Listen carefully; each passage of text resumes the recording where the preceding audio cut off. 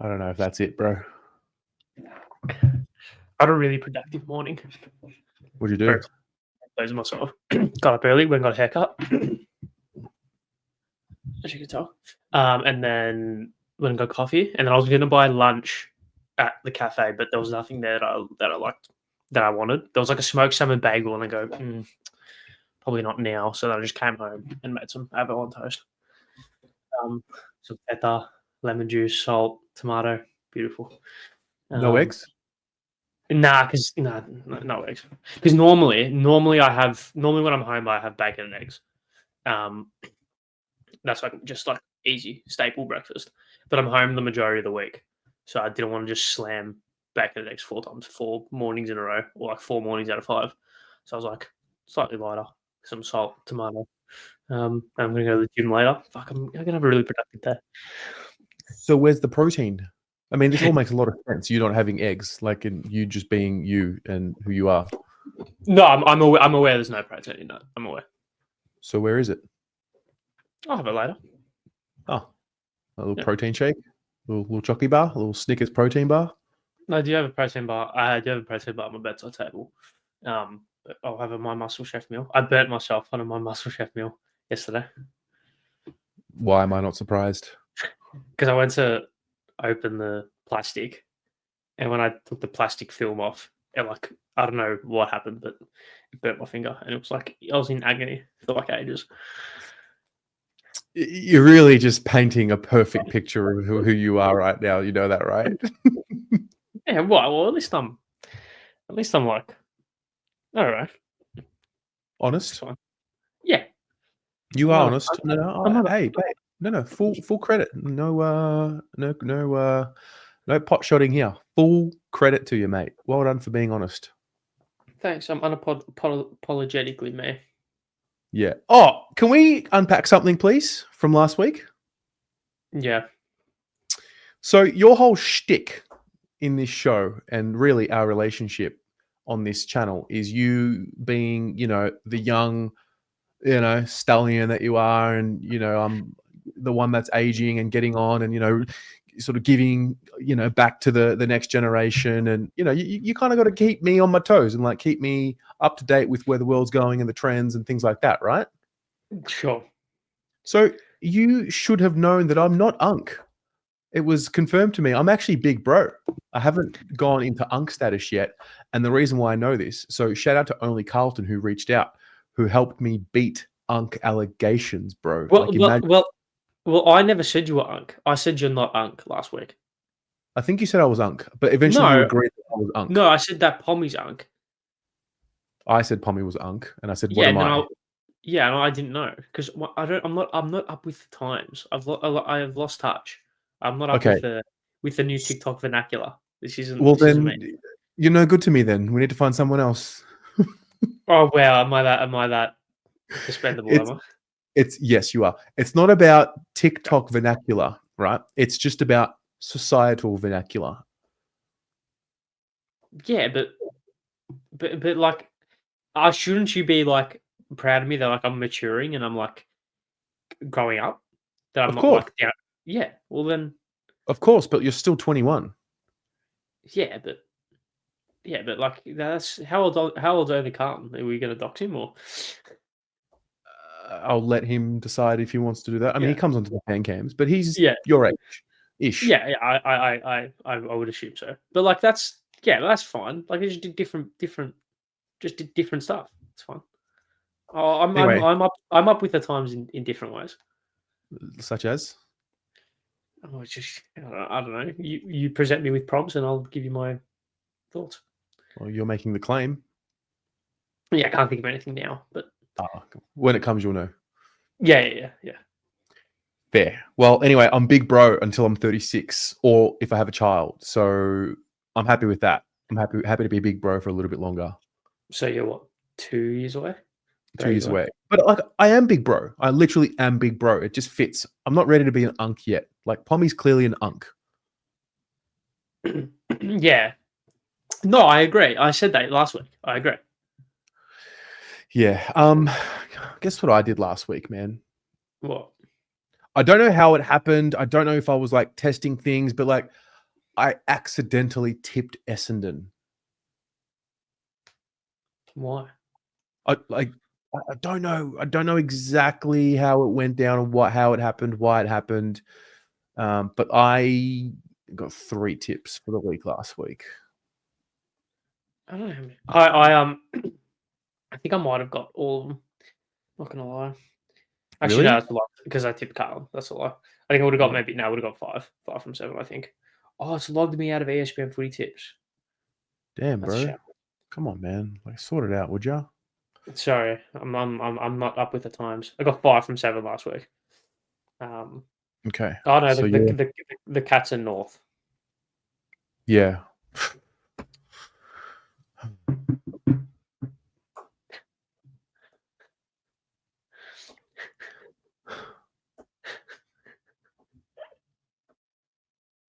What are we doing? Well, are we gonna? Well, I don't know. Are we gonna crack in with it or? Yeah, I'm like, what are we doing here? Like, what are the Blues doing? Is that whole 6 minutes gonna stay in, by the way? Yeah. Yeah, okay. Yeah, I mean, do you want to start the conversation now, or do we want to get through the tipping I and then we can go? just did twice, and you refused to continue on with it. So what are we doing is the start of the conversation No, because I know because that normally we go through the tips first, and then we go through what we're doing, and well, then we crack. Carlton is the first game, so it's a great opportunity to start with Carlton. Okay. Well, I was actually going to bring this up. I saw your show. Well, I was recording this on Tuesday afternoon, so I saw your show yesterday at the time of recording. Yeah. And you obviously you looked mentally checked out. Yeah, I was sizzled. I got out of the ratings, and I was like, I had 4 or 5 dot points for the show, and the whole plan was just get them out. And then if people were to come on and call in, when people call in, like I can sit there for hours, as you know, like it gives me life. Like I'm very easily able to be there for other people. Yeah. But when I'm there on my own, it's like, nah, like not for me. Like they're just not giving me life at the moment, you know? But yeah, I was drained. Happens. Yeah, I don't blame you. I've been very disassociated since Saturday afternoon. Normally, I'm front and center of all footy media. Like I'm there. I'm watching the shows. I'm listening to the podcasts. I'm listening to the radio. It might have been the straw that broke the camel's back for me. It's just really sapped enjoyment of, and that's the worst thing. Like I love Carlton so much, but I also love footy a lot. And I hate the fact that the performance of Carlton affects my love for the sport because it affects the way that I can consume it. Because obviously, we're all emotionally attached. So when your club is just getting not pot shotted, because I'd say pot shotted infers that it's unwarranted. I think most of the commentary this week has been kind of warranted. When your club is being criticised to the degree that our club is at the moment, and it's been like that for years and years and years, it really just saps the life out of you. I'm struggling to enjoy it. Like, I was genuinely struggling to enjoy it. Yeah. Yeah, it was it's just dour. Do you think like the whole part around everyone's now unsure who's staying, who's going, CEO change, like do you think that air of change is affecting the energy inside the place? Well, that probably started since Dick Pick, right?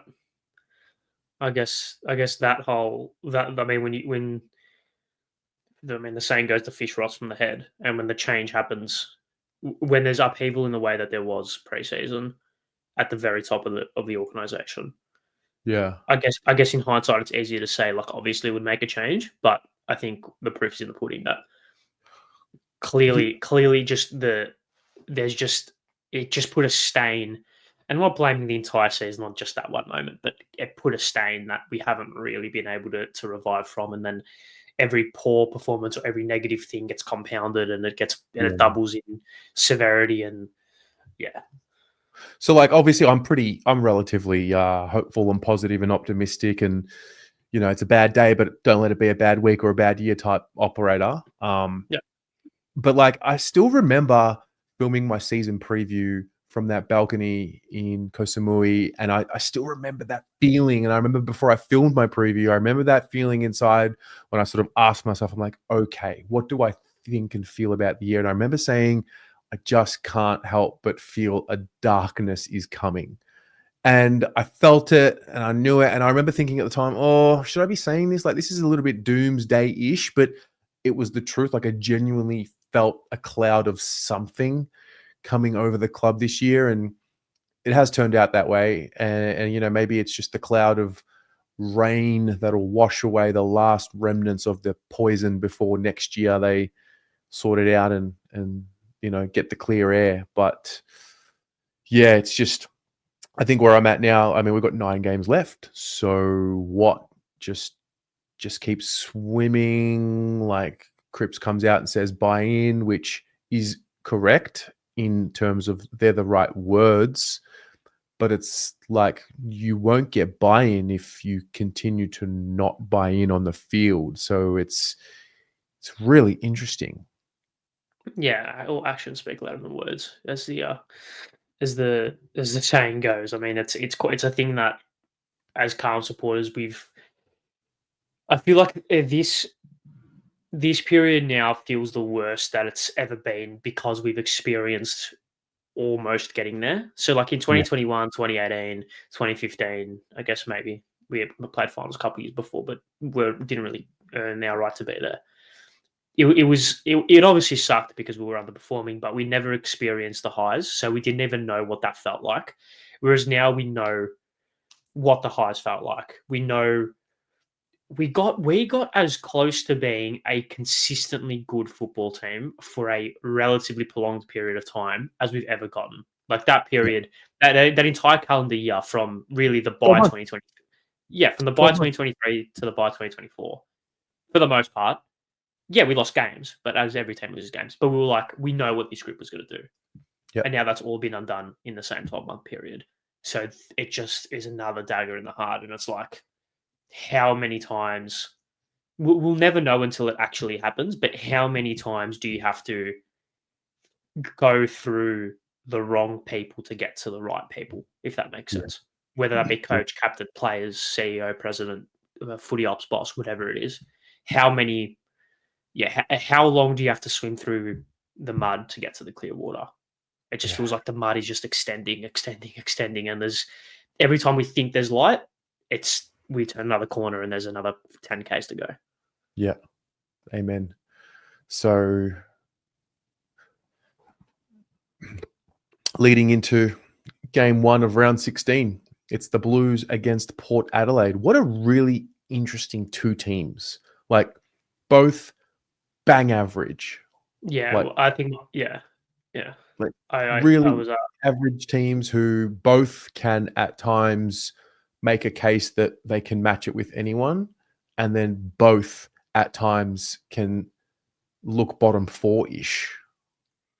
Yeah, I think I spoke to I was at the game on Saturday with the old man, and we were like, we could easily win. We were both like, we could easily win next week. I think that says more about Port than what it does us. Just because, like, if there's a club that's where we are a rabble at the moment, if there's a club that's in as similar position as us in the comp, it's Port. They obviously have a little bit more closure on what their season will look like heading into, or what their off season will look like heading into 2026, because that changeover has happened, and they know what's going on. But we obviously are still in a period of uncertainty, and I feel like in this game, I just have no idea what's going to happen. Like, no idea. This, and I know I always say this, it's not going to be that or that is it, but like, we're not seeing 19 goals against this week, are we? Like, we're not going through that again, are we? Like, that was left in 2021, like that type of situation. Surely our players are good enough to not let that happen, just purely talent-wise, right? Well, this isn't a question of talent. This is a question of, like, mental application. No, I agree, but I think there's a period where talent just gets you so far, sort of thing. Like, realistically, we have, ironically enough, under Michael Voss, we've been smashed we've been systematically destroyed. What, 3 times in 3 years, 4 years? Yeah, 3 or Adelaide, 4. Adelaide twice, Hawthorn last year, and maybe the elimination final. But apart from that, all the losses that we've had have been relatively ish competitive, or we've lost by like 5 goals. Like we haven't been destroyed. Yeah, that's true. So I think that gives me a little bit of confidence, I guess. Do you take stock in 5 goals, 5 in the last quarter last week to no. Like as in, that old phrase when you start games the way you finish games type rhetoric? No. Well, we started games great after finishing games terribly. Yeah. My general rule of thumb is, what else were they going to do in that last quarter? What, not go for it? Yeah. Not attack? But you can't do that. Like you can't sit there like a 3/4 time. There is no way we weren't going to do what we did in the last quarter, if that makes sense. Like whether or not we ended up running over the top of them, or if we'd kicked straighter, we might have won the game, whatever, right? But we saw it. Like the biggest example for me was the Collingwood game last year, the second time. Kicked 5 goals in the last 10 minutes of that game. On another day, McGovern kicks a goal, we win the game. And I remember ironically enough, my old man turned to me and was like, that last quarter they showed a bit like that could be the turnaround. And I go, what else were they going to do? What, not try and kick goals, not be aggressive, not take the game on? That type of football needs to be shown when we're not 7 goals down to North. Yeah. That needs to be shown at the start of the game and be sustained for 90% of it. So you know what I've done for the first time this year? What? I've tipped the opposition. I mean, I'm unsurprising that it's Port, but no, it doesn't matter who we were playing this week. I was tipping against us. I just don't see how they can go from so broken and disconnected to connected. You have to be connected and like together to win this game interstate. And I think they just show too many cracks of disconnection throughout games that teams will capitalize on.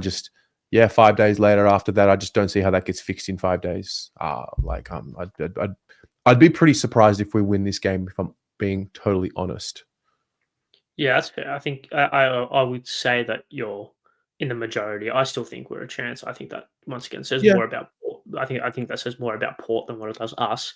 But would you how much stock do you take into the sort of it has to get really bad before it can turn around sort of thing? Like you have to really see the cracks in full view to then fix them and to then go forward? Because I think Saturday was the real straw that broke the camel's back. Like no sugarcoating it, no scraping over the line or whatever. Like that was bad. So do you think now maybe similar to the Essendon loss in 2023, like that could be the revival? But I mean, we've seen it.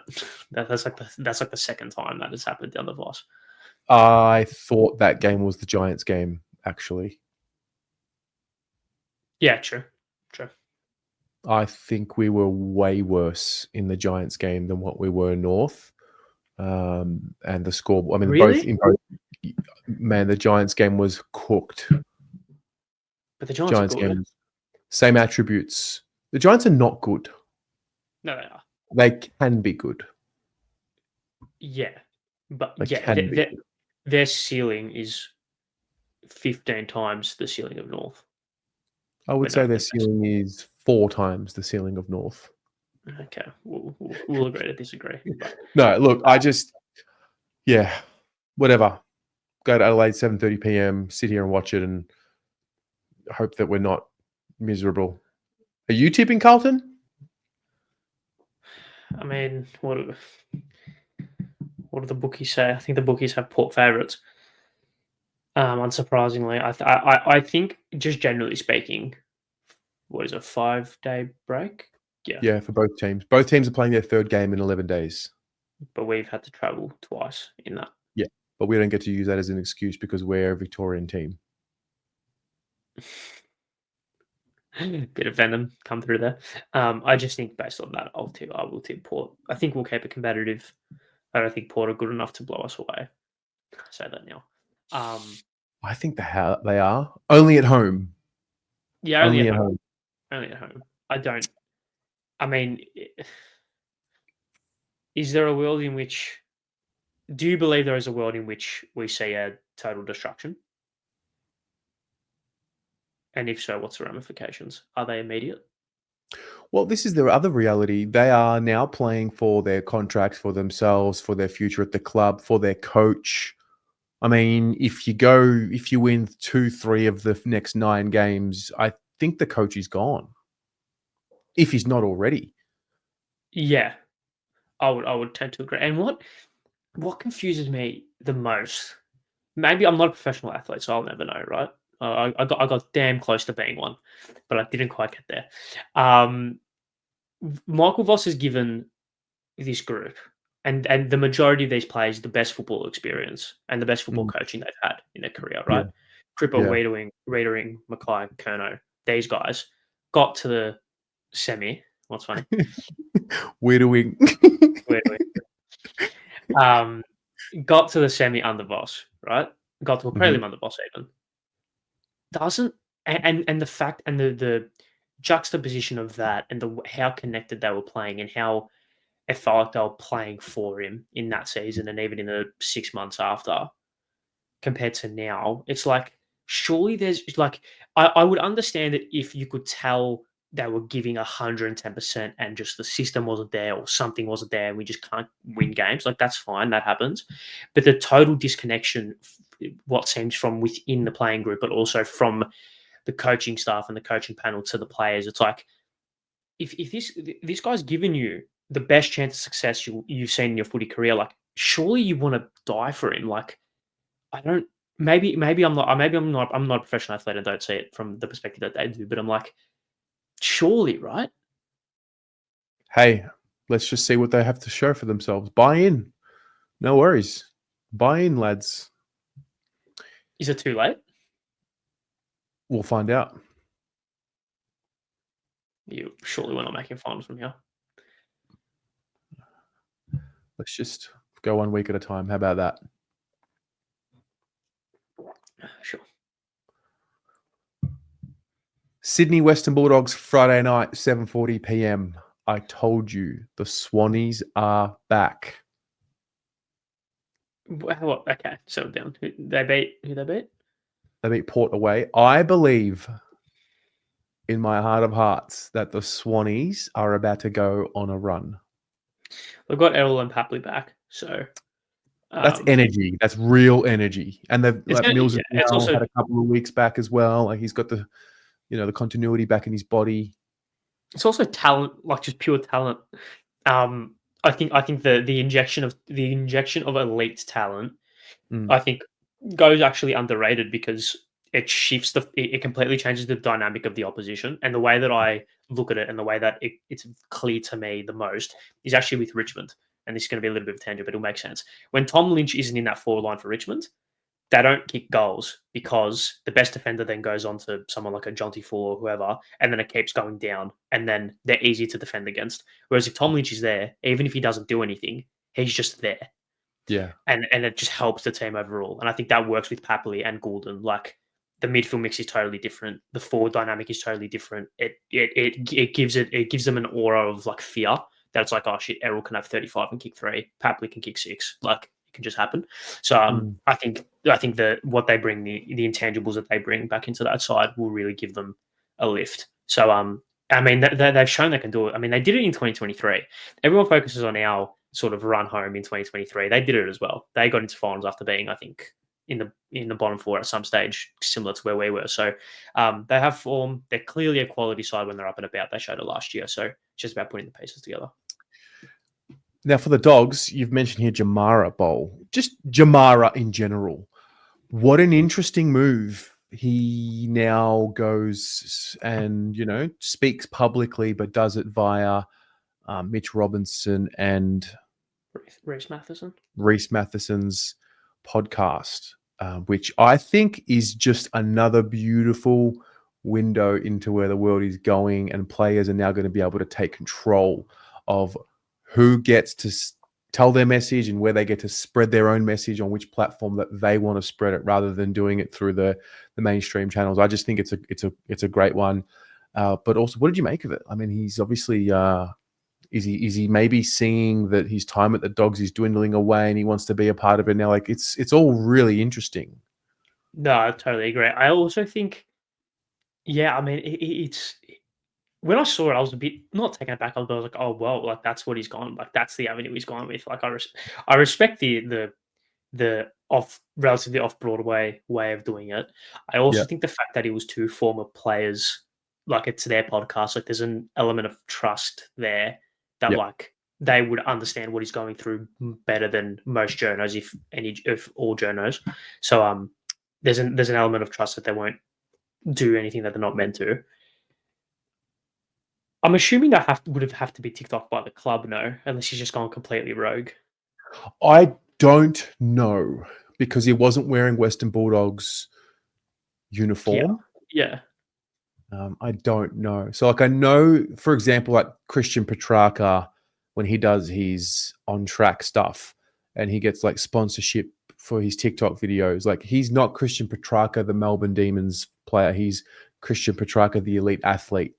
Yeah. So he can get around such things. So I don't know exactly what the situation is there with Jamara, and does he have to get the club's tick of approval to do such an interview? For sure, if he had Western Bulldogs uniform on, then yes, but he didn't. So it's an interesting one. But that is the next frontier for what's to come. I think we're going to see a lot more of that in the next 2-3 years, and then in 5 years from now, it'll be unrecognizable. Like, why the fuck would a player go to any of these journos to break a story? Like, why would they do that when they can develop their own platforms, speak directly to their own audience, and get the words out in a way that they want to get the words out, rather than having a managed message which can be misconstrued. Yeah, no, I totally agree. I also think it was very. I don't think there was anything massively telling that he said. I think No. it was more like just his thoughts. Yeah. I don't know about you, but it didn't sway me either way as to whether or not he was leaving or going. Did it for you? Me either. No, not Yeah. really. It was look, for me, if anything, it seems that he is closer to playing football than not, which I think I've said this from the start. I just want to see him play. I like watching him play footy, and any player who's going through issues, footy's the answer and part of the solution for them. So, Yeah. yeah. So having said all that, you're going to back the Dogs because they're the favorite, right? You're doing this whole favorite thing.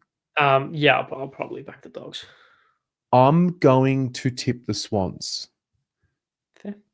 I'm jumping on the Swans train of revival. Last year, the Dogs absolutely gave them a hiding at the SCG later on in the year. So whether or not that plays a factor into it.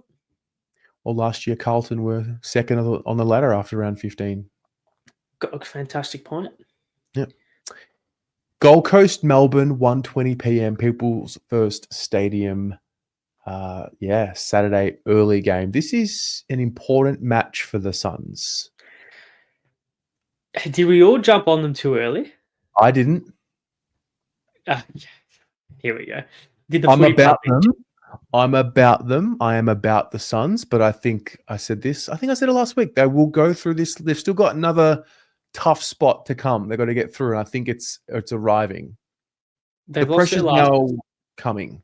Yeah, they've lost their last three. Granted, Freo, Cats, Giants, not exactly the easiest of games. I mean, when you look at their next month, Melbourne, Essendon, Collingwood, and the Crows. So a big month coming up for them. I still think they've got the quality to show that they're a finals caliber team, but when the pressure's on, when the pressure mounts, like it can really break teams. So I don't know, that game on Sunday, the Expansion Cup, was quite a bizarre game to watch because it felt like the Suns were just always good enough until they weren't, and the Giants just ran over the top of them. So I missed the whole game, but I went back and watched the highlights and watched the score worm and yada yada. Actually, sorry, I lie. I got home just in time for the last 5 minutes of the game. So Where were you? I was out. Yeah. Okay. I was out doing things. Yeah, fair. I just wasn't home. Yeah, no, that's fair. You're allowed to. You can live your life. Okay, thanks, mate. Yeah, go. All good, bro. Yeah, Yeah, okay, sure. Look out for you, my guy. yeah, okay. It's big bro to you, mate. Yeah. um, I don't know where I was. What was I? Oh dear. Got him. Oh, Got him. Ah, good oh stuff. dear. Good That stuff. is. I'll tell you what that is right there. That is a. Way. Stuff. Um, anyway, Last one. The Gold Coast Suns are about to go through a really interesting patch of pressure, and this is going to make or break whether or not they play finals. I think they'll play finals. I think they will finish 7th or 8th. They'll scrape in. Yeah, that's fair. I think that's probably the most likely scenario at the moment. They also they're one of those teams that I think similar to the Crows. Like when it's on for them, they look unstoppable. Like they have that just the talent. I think Noah Anderson's a gun. I think he's been exceptional this year. So I think they're good enough to like get through this, but they've got to win this week because Melbourne had that sugar hit, and I think now they're leveling out to where they probably are like overall, if that makes sense. I don't know if I've got the guts to tip the D's. But It's up there. It is up there. It is up there, but it's a daytime game, so you're not going to get that slippery ball. You know, it's a different type of game in the Gold Coast. Like if it's at night, clearly it can be a bit dewy and the like, but it's during the day. It'll be warm. Can the D's put on enough pressure and ask the question enough times to the Gold Coast Suns for the Gold Coast Suns to succumb to the pressure of not only the game but the looking forward to the outcome and getting lost in the moment? I'm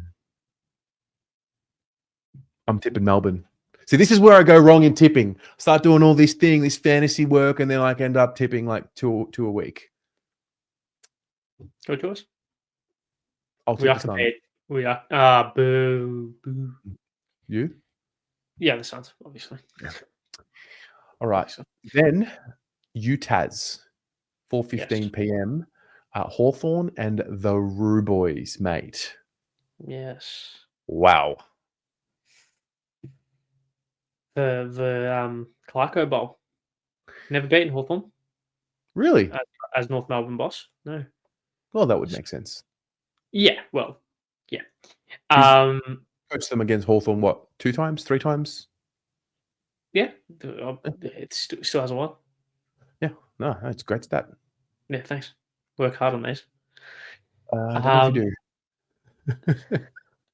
Okay, I won't make the run sheets anymore, and then we'll just sit here not knowing what to talk about. That's fine. There you go. That was easy for you to give up. Well, I give up if no faith is shown in me. That's all. Okay. Yeah. Okay. Settle down. Champion. Yeah, we're here at 12 p.m. on a Tuesday, and I'm like not giving you faith, am I? You just anything else you would like, mate? Any other? You know, do you want me to speak in a nice little tone for you as well? And you know, anything else on your terms? Moving on. The Hawks coming off their bye. Like they're really interesting, I think, because I still like. Is this where they are?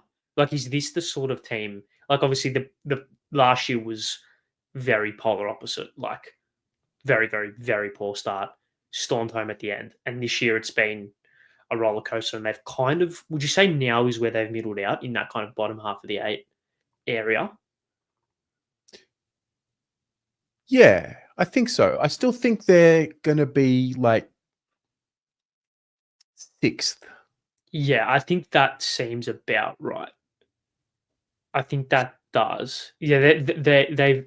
I think it's actually a good thing for them that they've middled out as quickly as what they have. Like they haven't gone through like the roller coaster of like really good, really poor, really good, really poor, and they've like middled out, and now they can have like a really balanced look at where their list is and where their holes are and how they can approach and how they can take that next step. So I actually think it's a good thing. I wouldn't be surprised if like next year they stay at this, like they plateau a little bit before they push on. But I think they're a completely different team when they don't have momentum. Hey, because last year they were like, you don't want to run into them at all. Whereas this year it's like they're very gettable. Well, do you think the fact that last year was the first time, in a while, because they were down for a bit, they were the new toy, the new shiny thing, and it's like, oh, Yeah. wow, we didn't have Hawthorn up here. Do you think that I believe teams will be more prepared for a Hawthorn surge competition-wide than what the competition was last year? Yeah, well, they were the hunters last year. Now they're Yeah. the hunted, and it only does make sense. So, yeah. Now, are North any chance in winning this game? Like, it was real last week what they did, wasn't it? It was real. You can say Carlton were bad and Carlton were bad, but North were up for it. And they capitalized on Carlton being poor. Okay. They capitalized on a team being poor as best as what they have done probably since the rebuild, since they've been poor, if that makes sense. Gotcha.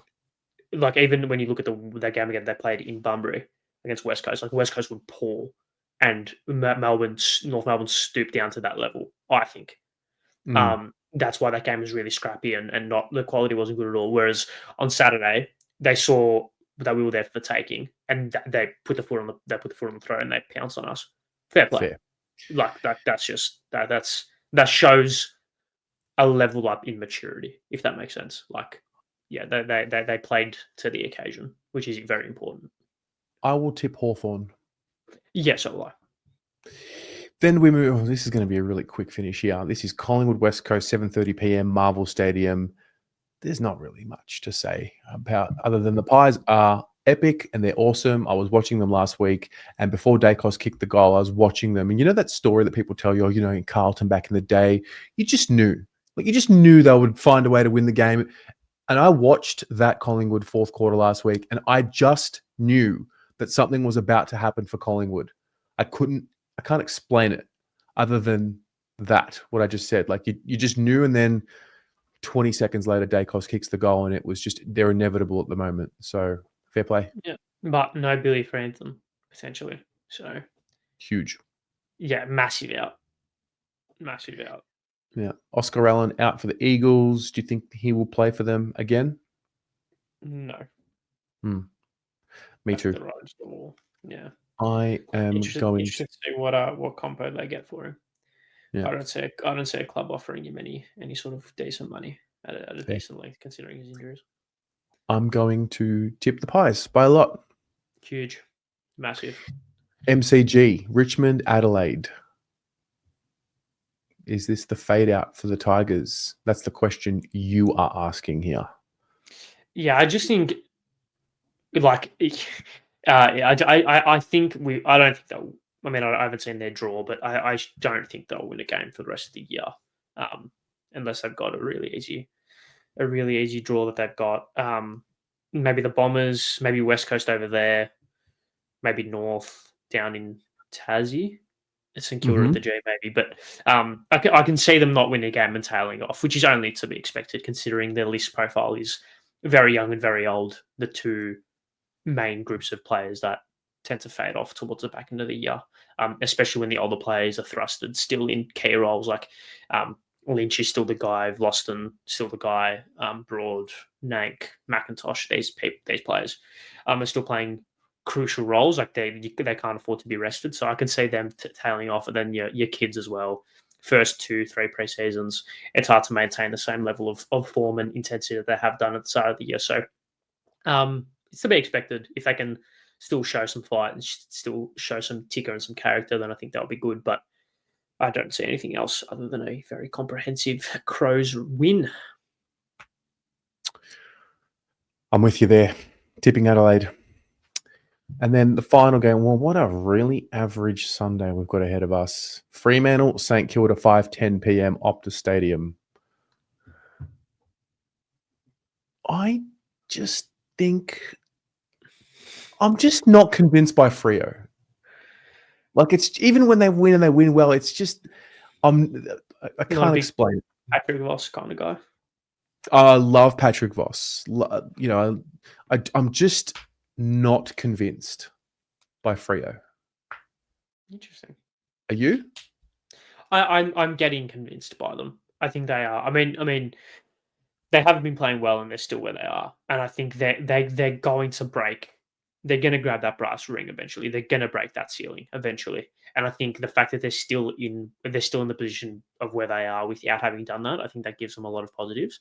So I reckon they'll win, and I reckon they're going to have a strong back end of the year as well. I think the Saints will be up for it this week. Based on what? I don't know. I like the Saints. Who does Windhager go to? Brayshaw. Does he deploy similar tactics? Maybe. Do you think he went too far? No.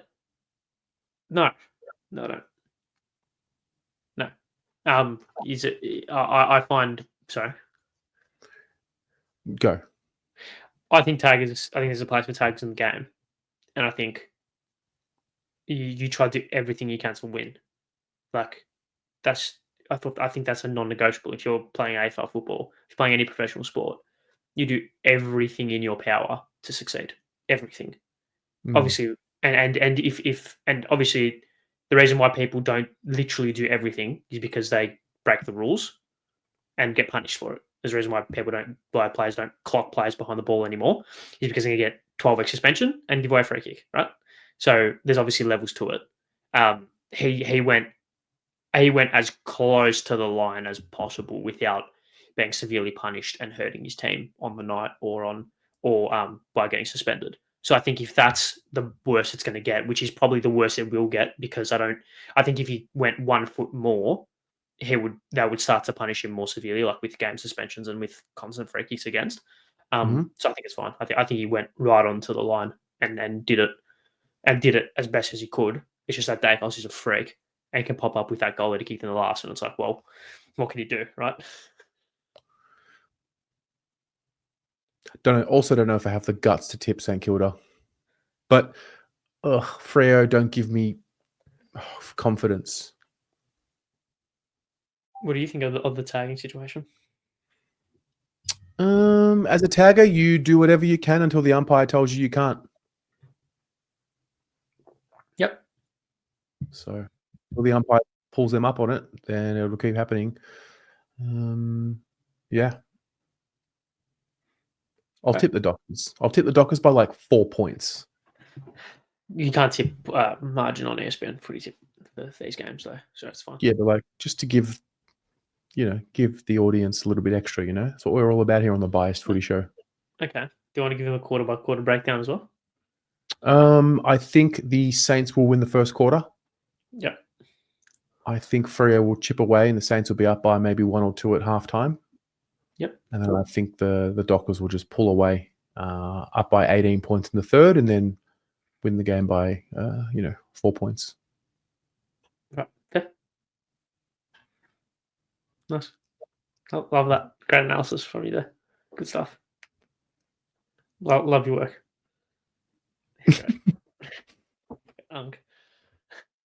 Hey, man. That is Unk reacts. That is Unk react. Yeah, that's Unk territory. Right.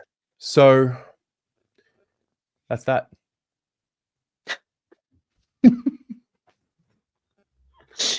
What was the point of that? I don't know. Any other thoughts? AFL bought Waverley Park. AFL bought Waverley Park. Yeah. What are they going to do with it? Do you have any inside word, inside goss? I don't have any inside word or inside goss. What do you reckon they're going to do with it? I think they will develop it for another AFLW ground. Yeah, I'll probably tend to agree with that. Yeah. Yeah. Yeah, I would love to say it'd be like I don't know, maybe like an umpires HQ, so they can like actually train and like have a facility to like grow and like get better. Maybe. So the whole thing about umpiring, which I agree needs to improve, what is the solution for umpires getting better? What do they need to do? I think if the rules were clearer, that'd be good. I think there's too much ambiguity within the rules. Okay. So that's obviously not their fault. But none of this is none of this. The majority of it isn't their fault directly. It's just the way that they've kind of been governed, I think. And I genuinely see making them full. I know they don't want to be full time, but I don't see a way that they don't get better by being full time. So what do they do differently when they're full time compared to what they do now? Because there's only 9 games of AFL a weekend. They practice more. Practice on who? On what? Well, they just watch more vision. I don't know, but I think the more that I think it needs to be part of the conversation. Like I think as a blanket statement, make umpires full time. Cool. But actually think about what they're doing in that extra time that you want to give them. Like, are they sitting at AFL House watching more hours of footage from game? Is that what encapsulates full time? Because at the end of the day, I think in order for umpires to get better, they need to umpire more games. Yeah. So, but the tricky thing is, there's only 9 games of AFL a week, and then you've got VFL games and the like. So maybe it's cutting down on the amount of umpires, and umpire twice a week. Cutting down on the amount of umpires. I'm not opposed to that. I don't know what the coaches think about the 4th umpire on the field, but it clearly hasn't worked. Yeah, I think it just adds to. Well, this is the thing.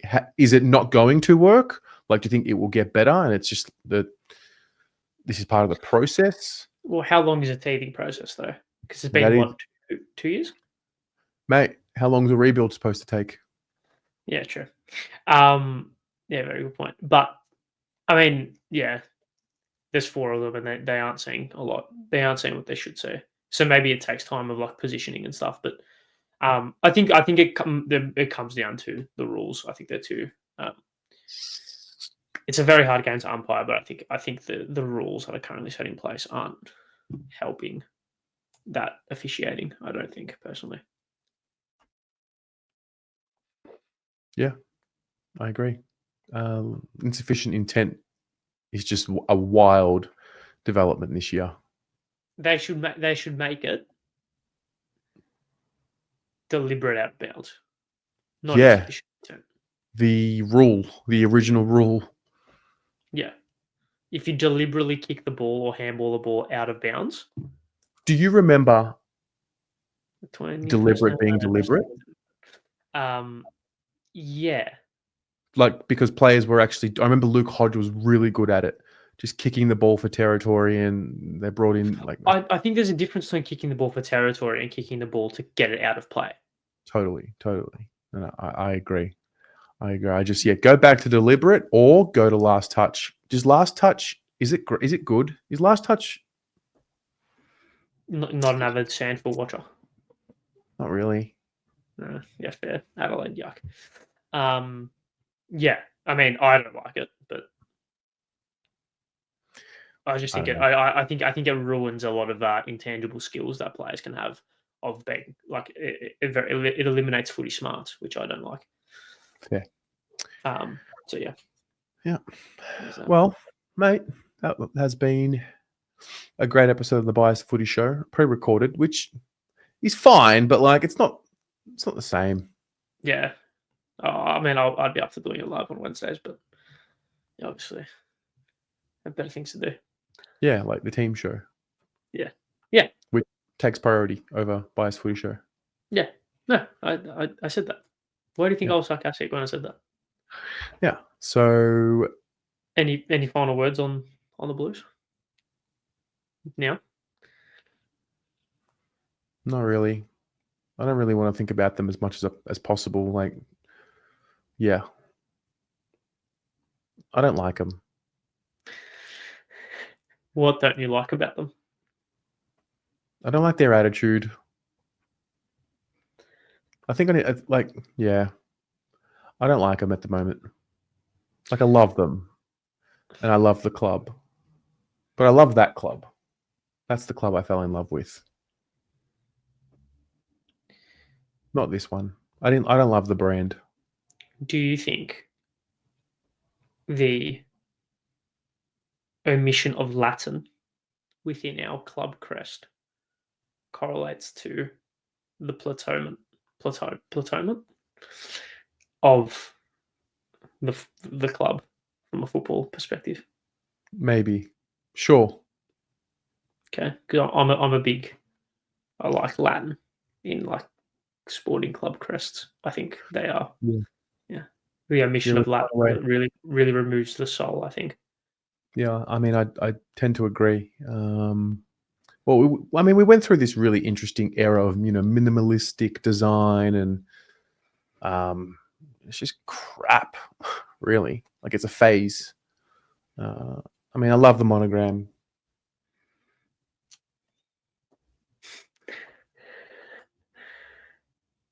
I don't know, man. Do you love the idea of the monogram, or do you love what it stands for? I love everything about the monogram. Right. Yep. That's fair. I like it too. Very good. Anyway, let's leave it there. Ladies and gents, we will see you next week. Go Blues. Go Blues.